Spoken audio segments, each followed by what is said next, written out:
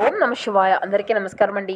ఈరోజు ఈ వీడియో ద్వారా మిథున రాశి వారి యొక్క జాతక ఫలితాల గురించి తెలుసుకుందాం. వీరి యొక్క జీవితానికి సంబంధించినటువంటి ప్రధానమైనటువంటి అంశాలు ఏమిటి, అదేవిధంగా 2025 సంవత్సరం నవంబర్ నెల 11వ తేదీ మంగళవారం యొక్క జాతక ఫలితాలు ఈ యొక్క రాశి వారికి ఏ విధంగా ఉండబోతున్నాయి. రేపటి రోజున మీ యొక్క దిన ఫలితాల ప్రకారం సాయంత్రం లోపు ఖచ్చితంగా ఇది జరగక మానదు.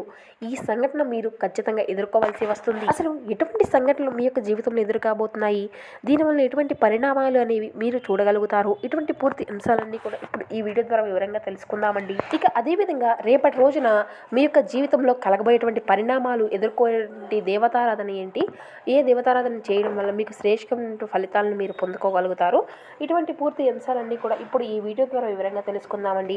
కాబట్టి మా వీడియోని ఎక్కడ కూడా స్కిప్ చేయకుండా చివరి వరకు చూడండి. అప్పుడే మేము ఏం చెబుతాం అనేది మీకు పూర్తిగా అర్థమవుతుంది. అలాగే మా వీడియో మీకు నచ్చితే ఒక చిన్న లైక్ చేసి, కొత్తగా మా ఛానల్ చూసేటువంటి వారు ఉంటే మా ఛానల్ అయితే సబ్స్క్రైబ్ చేసుకుని మాకు కొంచెం సపోర్ట్ చేయండి. ఇక ముఖ్యంగా వివరాల్లోకి వస్తే కనుక మిథున రాశి అనేది రాశిచక్రంలోని 3వ రాశి. మృగశిర నక్షత్రం 3-4 పాదాలు, అర్ధ నక్షత్రం 1-2-3-4 పాదాలు, పునర్వసు నక్షత్రం 1-2-3 పాదాల్లో జన్మించినటువంటి వారు ఈ యొక్క మిథున రాశి పరిధిలోకి వస్తారు. ఈ యొక్క మిథున రాశి వారికి అధిపతి బుధుడు. ముందుగా వీరి యొక్క వ్యక్తిత్వాన్ని కనుక మనం గమనించినట్లయితే ఈ యొక్క రాశి వారు దృఢ సంకల్పంతో కార్యాచరణ శక్తిని కలిగి ఉంటారు. అనుకున్నది సాధించే వరకు పట్టు విడవనటువంటి మనస్తత్వం కలవారై వీరు ఉంటారు. కార్యరంగంలో దూకుడుగా వ్యవహరిస్తారు. కార్యదీక్షతను కార్యదక్షతను కలిగి ఉంటారు. ఇక అదేవిధంగా స్నేహితులను వెనకంచు వేయకుండా కాపాడేటువంటి ఒక గొప్ప మనస్తత్వం వీరు కలవారై ఉంటారు అనే చెప్పాలండి. ఇక అదేవిధంగా అందమైనటువంటి ముఖ కవళికల్లో ఒక గొప్ప తేజస్సు అనేది వీరికి మాత్రమే సొంతము అని చెప్పవచ్చు. అనంత ఆకాశంలో సూర్యమండలానికి పైభాగంలో ఉన్నటువంటి ఒక గుహలో ఒక రహస్య సమావేశం ప్రారంభమయ్యింది. అది సాధారణమైనటువంటి సమావేశం కాదు, గ్రహ మండలంలోని 7 మహాగ్రహాల యొక్క సమాలోచన. బృహస్పతి, శని, గురుడు, మంగళుడు, చంద్రుడు, శుక్రుడు, సూర్యుడు వీరు అందరూ కూడా ఒకే వేదికపై కలుసుకున్నారు. ఇక ఇట్టి సమయంలో సమయ సూచికలు అన్నీ కూడా మౌనంగా ఆగిపోయాయి. కాలచక్రము అంతా కూడా కాసేపు నిశ్చలమయ్యింది. ఎందుకంటే ఈరోజు మంగళవారం సాయంత్రం 6:24 సమయంలో ఒక పెద్ద ఆధ్యాత్మిక మార్పు అనేది జరగబోతుంది అని సర్వలోకము అంతా కూడా గుర్తించింది.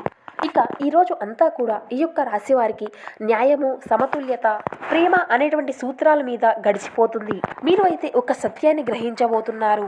మీలో దాగి ఉన్నటువంటి ఒక న్యాయ దీపం మళ్ళీ కాంతి చెందబోతుంది. కానీ ఈ వెలుగు అనేది రావడానికి ముందు చీకటి అనేది తప్పదు. కాబట్టి మీరు అయితే ఆ యొక్క చీకటిని ఖచ్చితంగా ఎదుర్కోవాల్సి ఉంటుంది. సూర్యుని యొక్క మాటలు విన్నంతనే చంద్రుడు మృదువుగా ఎంతో సంతోషించాడు. అతని యొక్క కాంతి మేఘాల వెనుక జారిపడింది. సూర్యదేవా, నీవు ఇక వెలుగుని ఇస్తావు, నేను మనసును నడిపిస్తాను. కానీ ఈ రోజు సాయంత్రం వీరి యొక్క మనసు అయితే చిన్న కలతకు గురి అవుతుంది. ఏదో ఒక పాత స్నేహం, పాత వాగ్దానం, పాత వేదన మళ్ళీ కలుగుతుంది. ఇది అందరినీ కూడా గందరగోళంలో పడవేస్తుంది.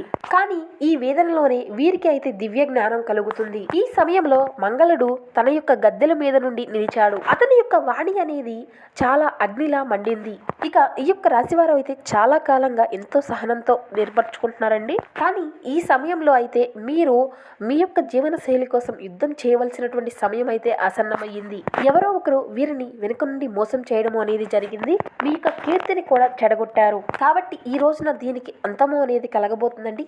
ఈ రోజు సాయంత్రం లోపు దీనికి ఒక సాక్ష్యాన్ని అయితే మీ చేతిలోకి రాబోతుంది. నిజం వారిని కాపాడుతుంది, దైవం వీరిని నిలబెడుతుంది. బుధుడు చిరునవ్వు నవ్వుతూ మధ్యలో వీరికి అడ్డుపడ్డాడు.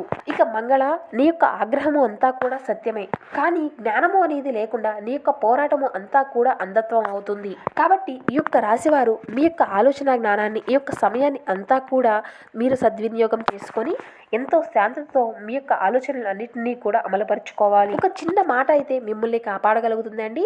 ఒక తప్పుడు మాట అనేది మీ యొక్క అజ్ఞానాన్ని విజ్ఞానత చేస్తుంది. కాబట్టి జాగ్రత్తగా మాట్లాడి ఏ విషయం పట్లైనా కానీ ఆలోచించి నిర్ణయాన్ని తీసుకోవాలి. ఇక ఈ సమయంలో బృహస్పతి తన యొక్క గంభీరమైనటువంటి స్వరంతో సభలో ప్రసంగించారు. ఇక ఈ సమయము అనేది ఈ యొక్క రాశి వారికి ధర్మ పరీక్ష సమయము అని చెప్పాలి. మీకు ఎదురవుతున్నటువంటి ప్రతి ఒక్క పాఠం వెనుక ఒక ఆధ్యాత్మికమైనటువంటి జ్ఞానము అనేది దాగి ఉంటుంది. కాబట్టి మీరు అయితే మీ యొక్క మనసును సత్యం వైపు నిలబడితే సాయంత్రం లోపు మీకు ఒక దివ్యమైనటువంటి సంకేతము అనేది కలుగుతుంది. ఇది మీకు దేవుని యొక్క సంకేతం అవుతుంది.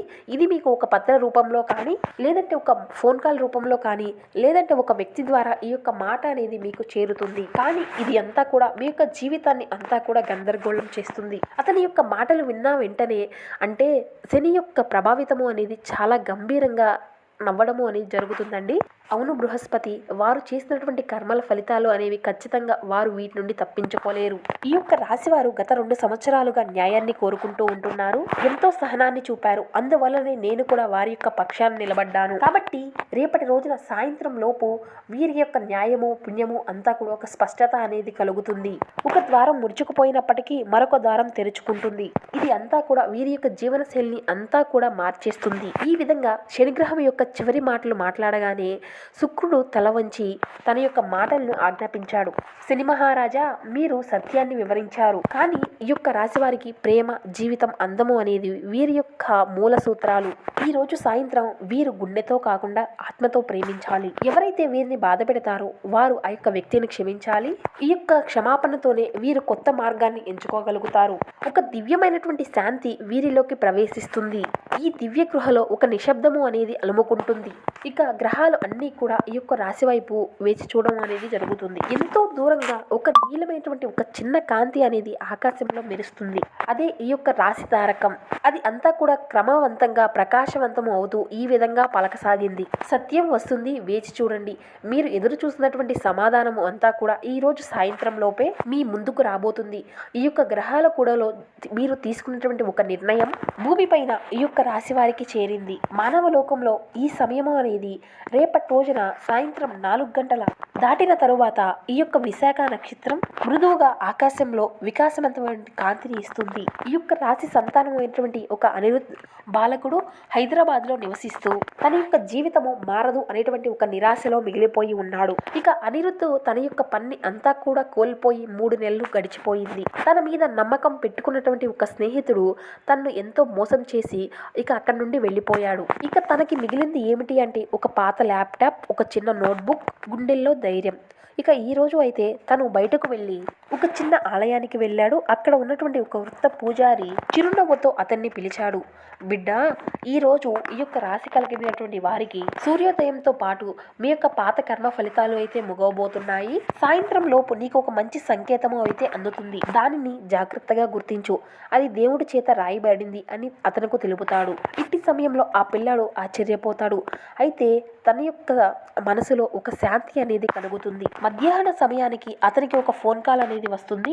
ఆ కాల్ అనేది తన యొక్క పాత స్నేహితురాలు మాధురి నుండి వస్తుంది. నీ గురించి ఈ విధంగా చెడుగా ప్రచారం చేసినటువంటి వ్యక్తి, అదేవిధంగా నీ నుండి దూరమైనటువంటి వ్యక్తి కూడా ఒక్కరే అని. అతనికి కూడా కర్మఫలం వస్తుంది. నీవు చింతించకు, సత్యము అనేది బయటపడుతుంది. ఇది అంతా కూడా విన్నటువంటి అనిరుద్ధ్ మనసు అంతా కూడా గందరగోళంగా మారింది. చంద్రుడు ఆకాశంలో పెరుగుతున్నట్లుగానే తన యొక్క భావోద్వేగాలు కూడా పెరిగాయి.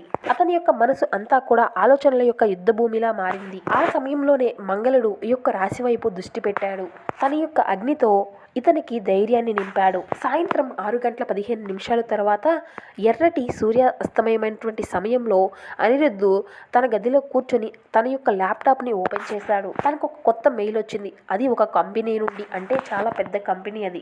మేము మీ యొక్క పాత ప్రాజెక్టుని చూసాము, మీరు మా టీంలో చేరవలసింది అని.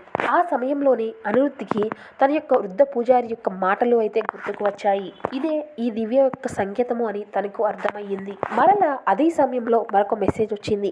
తనను మోసం చేసినటువంటి తన యొక్క స్నేహితుడి నుండి. నన్ను క్షమించి అనిరుద్ధ్, నేను నిన్ను తప్పు చేశాను, నీ వద్ద తప్పు చేశాను, నిన్ను మోసం చేశాను, నాకు మరలా శిక్ష పడింది అని. అనిరుద్ధ్ కళ్ళల్లో నీళ్లు వచ్చాయి. తను తన యొక్క స్నేహితుడిని క్షమించాడు. అదే సమయంలో ఆకాశంలో శుక్రగ్రహం మెరిసింది. గ్రహాల సభలో శుక్రుడు చిరునవ్వుతో ఉన్నాడు. ఈ యొక్క రాశివారిని క్షమించాడు. ప్రేమతో మోసాన్ని గెలిచాడు. ఇప్పుడు అతని యొక్క జీవితంలో శాంతి అంతా కూడా చేకూరుతుంది. ఇక ఈ రోజు రాత్రి బృహస్పతి మృదువుగా ఈ విధంగా మాట్లాడసాగాడు. ఇక ఈ రోజున మీరు నేర్చుకున్నదే మహాసత్యం. సత్యం ఎప్పుడైనా ఆలస్యంగానే వస్తుంది, సత్యమే నిజమవుతుంది. శని గంభీరంగా తలను ఊపాడు. తన యొక్క కర్మ ఫలితము అనేది పూర్తి అయ్యింది. ఇక మీ ముందున ఈ యొక్క రాశివారు న్యాయము, శాంతి, ధర్మ పదంలో నడవనున్నారు. వారి యొక్క ఆజ్ఞ అనేది ఇప్పుడు మళ్ళీ ప్రకాశవంతము అవుతుంది. ఇక ఈ రోజు నుండి సాయంత్రం తరువాత మీ యొక్క జీవితంలో కొత్త ప్రారంభము, కొత్త నడవడిక అనేది ప్రారంభం కాబోతుంది. అయితే సాయంత్రం లోపు మీరు దాచినటువంటి ఒక నిజము అనేది బయటపడబోతుంది. ఒక మోసం ముగుస్తుంది. ఒక కొత్త ఆరంభం అయితే ప్రారంభం కాబోతుంది. గ్రహాల సాక్షిగా దేవతలు అయితే ఈరోజు మిమ్మల్ని పరీక్షించడం జరుగుతుంది.